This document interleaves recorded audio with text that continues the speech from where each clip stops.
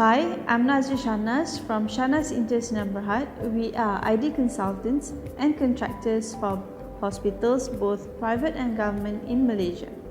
So when we thought COVID-19 is over and the pandemic is over and we can be carefree, not wearing masks, no need to sanitize our hands so frequently, WHO provided a circulation on 23rd of May 2023 that the pandemic is going to evolve to be a larger, deadlier pathogen, and it is in risk of killing more people.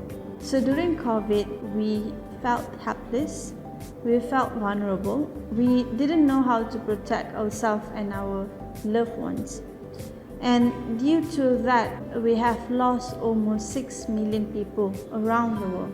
And the rest of us, although survived, felt very much intimidated, and we are scared that this situation might happen again. So today's topic on designing for infection control may not be totally related to interior design, but us, Shahnaz, has been solely focused in healthcare, and we feel that we must offer smart solutions in order to curb the next pandemic or infection to get worse. So our part is, for example, giving a better solution in terms of laminate so that it is able to kill bacteria within few seconds, or even offer furniture that is flexible enough and adaptive enough for emergency cases in case pandemic break out again. Designing for infection control is all about designing for the safe environment for visitors, for patients, for medical personnel that is in the hospitals almost 24 hours. So what happens is that hospitals get visitors from various backgrounds with different illnesses, carrying different type of viruses.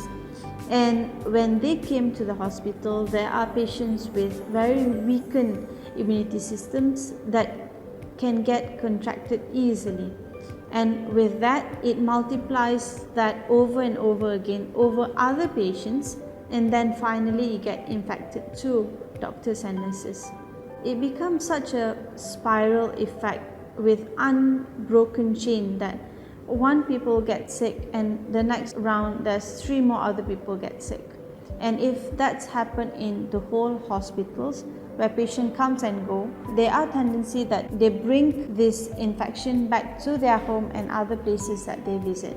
Although it may not start from healthcare or hospitals, but the risk is highest in the hospital for the spreading of different viruses, pathogen, or the next pandemic. So in order to have a infection control, we can start with having antimicrobial materials and surfaces in furnitures that we use. For example, there are surfaces that is having high volume, for example the door handles, the countertops, and also some furniture laminates, and also furniture in terms of loose furniture. So these high volume surfaces should have antimicrobial attributes or specifications that can help kill bacteria rather than spreading it. There are factories that does countertops, which is solid surface in Penang, that has this added advantage, and it may cost a little bit higher than the usual solid surface, but however it is more safety, and we can at least have a secure feeling that our hospital may not be a reason for the spread of the next pandemic.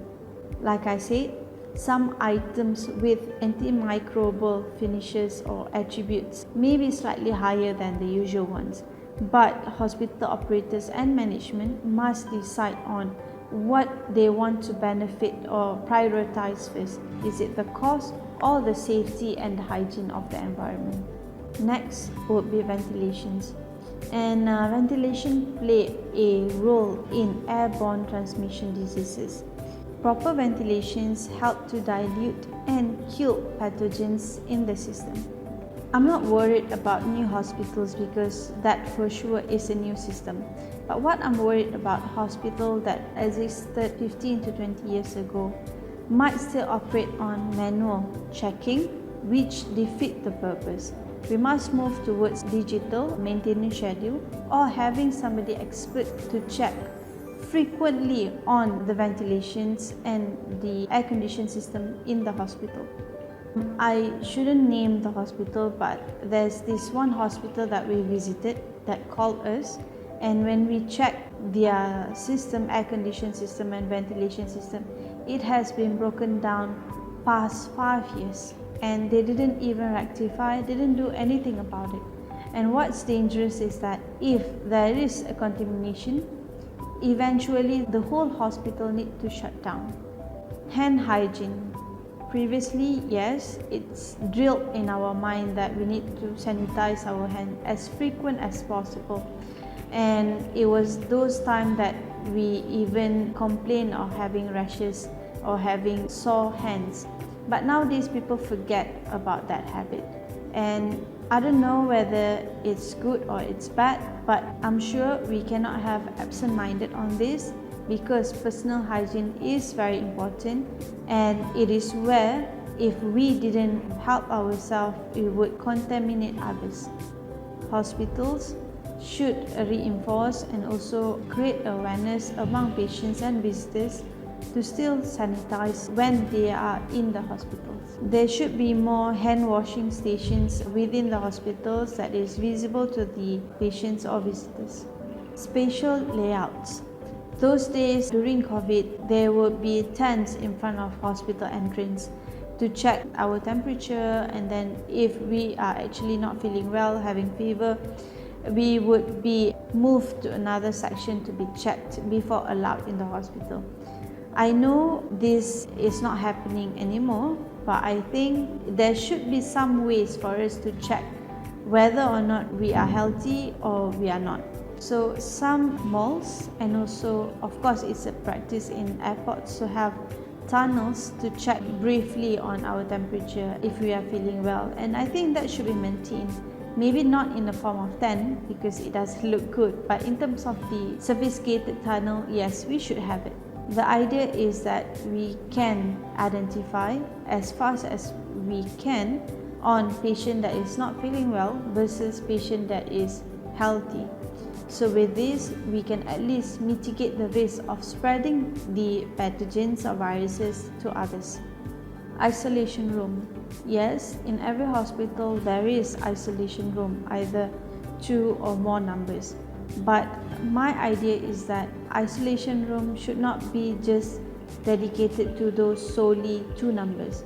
It has to be flexible in order that if there is any case of emergency, it is easy to be pulled. For example, even lobby or waiting area can be converted into isolation room. In US, there's this one hospital that the architect has converted its waiting area. While it's actually being concealed with panels, it is equipped with medical bed head panels so that it can easily be converted at any time in case of emergency. Designing for future preparedness requires flexibility and adaptability. Healthcare facilities and medical personnel must be able to quickly respond in case of emergency or in the next wave of pandemic. Let's work together to create healthcare spaces that is clean, safe, hygiene for patients, visitors, and medical personnel. Thank you so much for watching. Have a great day, everybody.